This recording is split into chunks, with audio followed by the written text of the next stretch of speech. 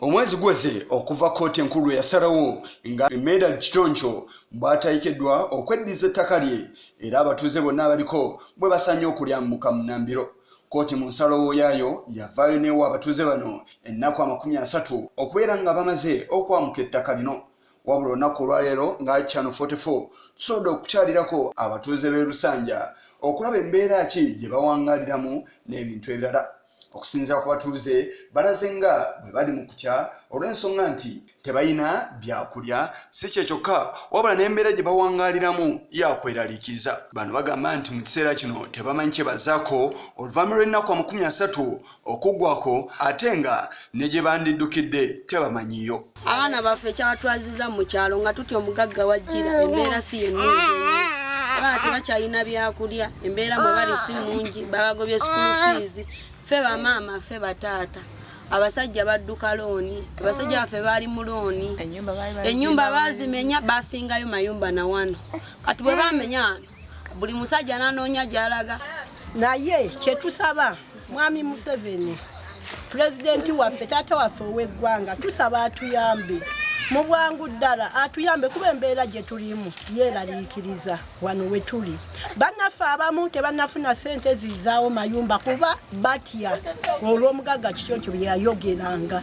Batya okujja omugagga Kitoncho okutusenda ekiro okuddamu okutukuba ebironda ekiro nga we yatukola ku luli. Kinajjukirwa nti oluvannyuma lw'abatuuze b'e Lusanja okulagirwa okwamuka ekifo kino baddukira ew'omuwabu wa pulezidenti eyategerekako nga Kitoncho. Mu kwogerako ne Jane Kanyuzi omu ku bagambibwa okusinkana omukyalo ono bagamba nti waliwo ekituukiddwako wabula n'asaba abakola ku nsonga yaabwe okuziisa mu bwangu ng'ekiwundu tekinnasamba ddagala. Kitoncho wa State House yatusuubiza nti bagenda kutuyamba n'atugamba tuddeyo naye bwe twaddayo ne tugenda nga tetulina petition n'atugamba tukomewo tuwandiike. Bwe twamala okukomawo ne tuwandiikira omukulembeze w'eggwanga petition yaffe ne tugimutwalira. Bwe twamala okumutwalira petition eyo n'atusuubiza okugenda ew'omukulembeze w'eggwanga kumusisinkana. Kati nga tanaba kusisinkana omukulembeze yamala genda mu kooti n'afuna ensala ya kooti. Bwe yamala okufuna ensala ya kooti yayita Kitoncho ono omuntu gye yatumenya si Kitoncho wa State House Kitoncho ono Medard. Kati bwe yamala omuyita Kitoncho n'agenda mu meeting eyo yaliyo mu State House. Kitoncho n'agamba nti ye ali willing government emusasule ettaka lirekere. Mu kwogerako n'omugagga Medard Kitoncho ku nsonga we zituuse ku kusengula abantu alina byatugambye. Elena kuweza wedeyo twazeyo mu kooti n'okukola submissions zaffe nenga nze kyenzijukira nti paati gye baatuwa okukola mu nsalawo ya kooti twagikoze bali abanabe tubasasula era tuteekayo returns kati kiri ku ggo. Wabula ono asambaza ebigambibwa nti yasinkana omukulembeze w'eggwanga okulaba nga babaako kye batuukako ku nsonga z'abatuuze bano. Ono era awadde omwaganya abantu bonna abaagala okuteesa okubeera nga baamuka ettaka lino.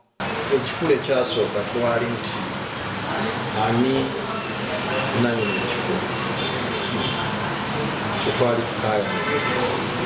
Bwe twogerera olwaleero nannyini ekifo amanyiddwa. Kyekugamba nti oli bw'aba akyaba ndi wiringa okukituma nenkolera emirimu awalala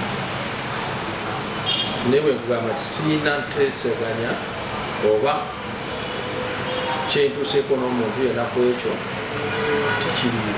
Ekyebuuzibwa kiki ekiddako ali abatuuze b'e Lusanja awamu ne bannabyabufuzi abaavayo ne balaga nga bwe bagala obakwatizaako. Isa Kigongo ku lwa Channel 44 Oleggulo.